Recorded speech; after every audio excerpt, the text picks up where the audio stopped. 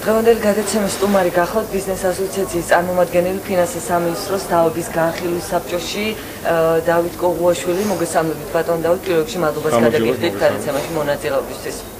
ბატონ დავით, ჩვენი საუბარი მინდა დავიწყოთ თემით, რომლის ირგვლივ ძალიან ბევრი კითხვები დაგროვდა განსაკუთრებით ბიზნესის მხრიდან. მიუხედავად მთავრობის მცდელობისა, რომ სხვადასხვა ინიციატივით ბიზნესის წახალისება მოხდეს, რეალურად ხდება ისე, რომ ინტენსიურად სხვადასხვა ობიექტები იუქება. თქვენი აზრით, როგორ შეიძლება ეს ურთიერთგამომრიცხავი ფაქტები შეფასდეს?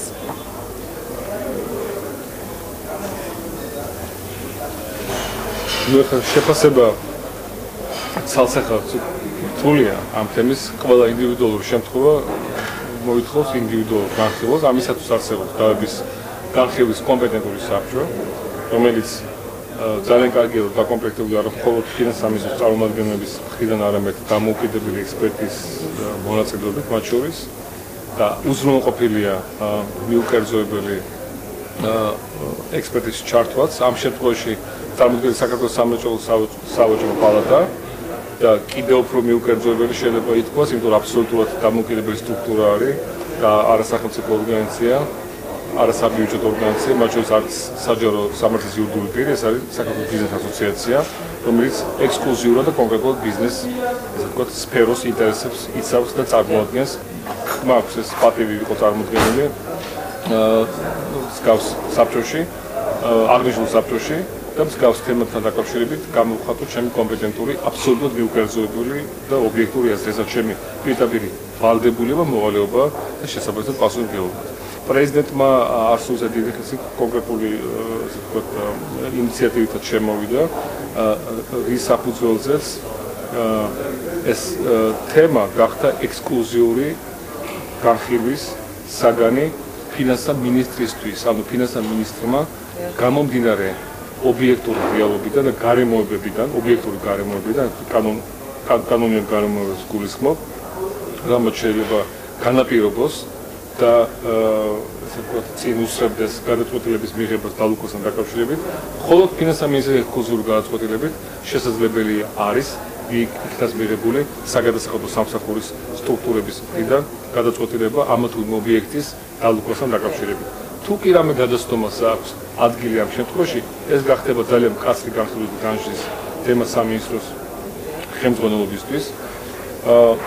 თუ ვინმე ინსპექტორის დონემდე კიდევ ერთხელ ვიმეორებ, არ არის დაყოლილი მსგავსი ინსტრუქტორში სათანადოდ გადაიზინჯება ეს დამოკიდებულება და ძალიან ხაზგასმითი სიმკაცრით მე შემიძლია თამამოთქვა სამინისტრო გამოხატავს თავის პოზიციას ამასთან დაკავშირებით.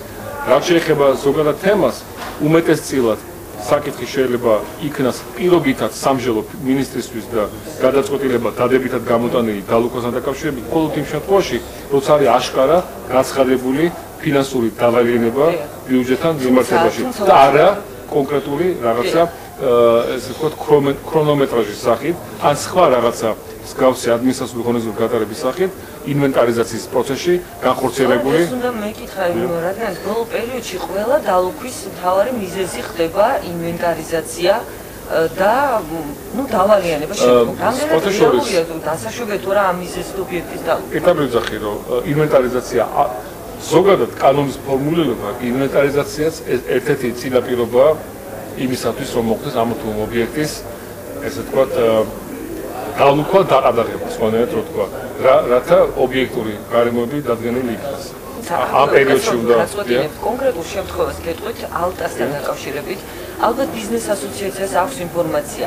ეს არის ტექნიკის მაღაზიათა ქსელი, რომელიც დაილუქა და სწორედ 48 საათის განმავლობაში არ იყო გაცემული პასუხი არც ბრძანება. ეს არის გადაცნობა, პირდაპირ პროცედურული გადაცნობა და მასზე უნდა მოხდეს კანონით გათვალისწინებული კაცრი რეაგირება. ანუ არანაირი მიზეზი, არანაირი ობიექტური გარემოება, არანაირი საპატიო, ესე ვთქვათ, წინაპირობა არ არსებობს იმისა, რომ აღნიშნული გადაცნობა ჩათვლილი იქნას კანონ ზომიერად.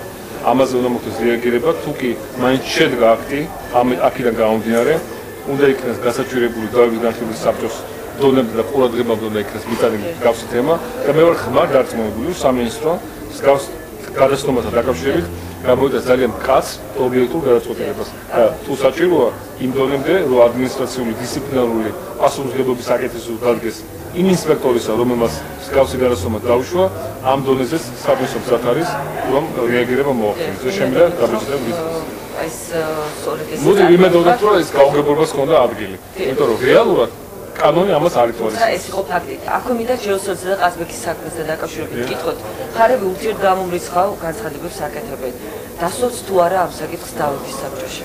დაუდის საბჭოში თავისთავად საკითხი იხილება, რაც შეეხება ჯეოსელის თემას და ოფიციალურად ჩართული თემის საბჭოს ხომაზე შემდგომი კვირიდან ორშაბათიდან, როცა ოფიციალური სტატუსი ჩემი უფლებამოსილება დადგენილი იქნება მთავრობის მინისტრთა კაბინეტის გადაწყვეტილებით, რომელიც ძალაში შედის დღევანდელი დღიდან.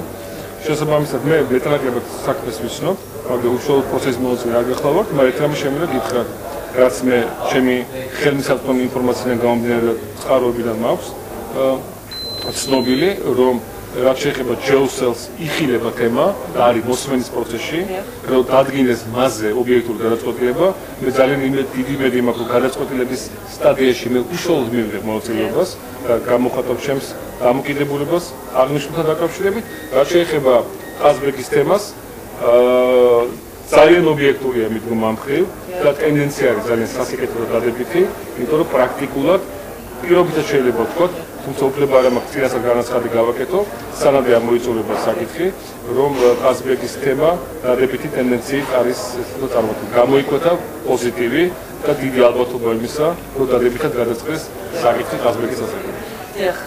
და აქვე დაგისვამთ ბოლო კითხვას. არის თუ არა კონკრეტული ინიციატივა, რომელსაც უახლოს მომავალში გააჟღერებთ და რას უნდა ელოდოს ბიზნესი დავების საბჭოში თქვენი გამოჩენის შემდეგ? ბიზნესი დავების საბჭოში ელოდოს ობიექტურ მხარდაჭერას. მე ვარ ბიზნეს ინტერესების, აბსოლუტურად ბიზნეს ინტერესების გამოხატველი და ჩემი უშუალო მოვალეობა არის, რომ დავიცვა ყველა ინტერესი განუხრელად იმისა, არის თუ არა ესა თუ ის ამ ბიზნეს სფეროს ესა თუ ის წარმომადგენელი. ნებისმიერი პროფილის საქართველოს ბიზნეს ასოციაციის წევრი, ამას შექმნის არანაირი მნიშვნელობა არ აქვს. ბიზნეს ასოციაცია უბრალოდ მანიჭებს მე პრივილეგიას, რომ ვიყო საბჭოში წარმოქმნილი და მე ამ ჩემი სტატუსი, ჩემი ფორმალური მომავლობით ვისარგებლებ, ჩემი პროფესიული ვალდებულება და მოვალეობა, რომ გამოვხატოთ ზოგადად საქართველოს ბიზნეს სამყაროს ინტერესი. და კონკრეტული ინიციატივა, რომელიც აქვს ბიზნეს ასოციაციას. კონკრეტული ინიციატივა არის ის, რომ ბიზნეს ასოციაციის ეგიდით და ესე ვთქვათ არ გავქონა მას ფარველობას, უბრალოდ შეიძლება გარკვეულწილად ჩვენ ხელი შევუწყოთ იმ ურთიერთობების დამყარებაში, კარგი გაგებით მხარდაჭერაში და ლობიზმში, ნებისმიერი სფეროს საშუალო მცირე ბიზნესის წარმომადგენლებს გულისხმობ, რომ შექმნან ასოციაციები და გაუზიაროთ მათ ჩვენი გამოცდილება, აღვთქვათ მხარდაჭერა, უშუალოდ მათ ნებისმიერ სტრუქტურაში, გავიცოთ მათი კანონიერი ინტერესები, გაუწიოთ მათ საზოგადოებრივი ურთიერთობის ნაწილში ჩვენი მხარდაჭერა და ექსპერტიზა გაუნაწილოთ და გაუზიაროთ მას ეს სულანა გამოცდილება და დაუდგეთ ნებისმიერი საკითხის კონკრეტულ გადაწყვეტილების მიღებაში. კითხავთ ბატონო დავით, ეს ალბათ საინტერესებს, რა თქმა უნდა, ამაზე უფრო კონკრეტიკა გაჟღერდება ცოტა მოგვიანებით. რეალური შედეგი, რომელიც ამ დრომდე მიღებული აქვს ბიზნეს ასოციაციას. თუ არის დადებული ბიზნეს ასოციაციის უშუალო მხარდაჭერით, თუმცა ეს აბსოლუტურად კიდევ ერთხელ ვიმეორებ, ჩვენი კონტინგენტი არ იყო და იყო საშუალო და წვრილი ბიზნესის წარმომადგენლები, კონკრეტულად საკონტროლო შესყიდვებთან დაკავშირებით და ქრონომეტრაჟის ჩატარების პრინციპთან დაკავშირებით თვისობრივად იქნება გადასინჯული და გადახედული ფინანსის სამინისტროს დამოკიდებულება. ეს არის ძალიან დიდი შვება.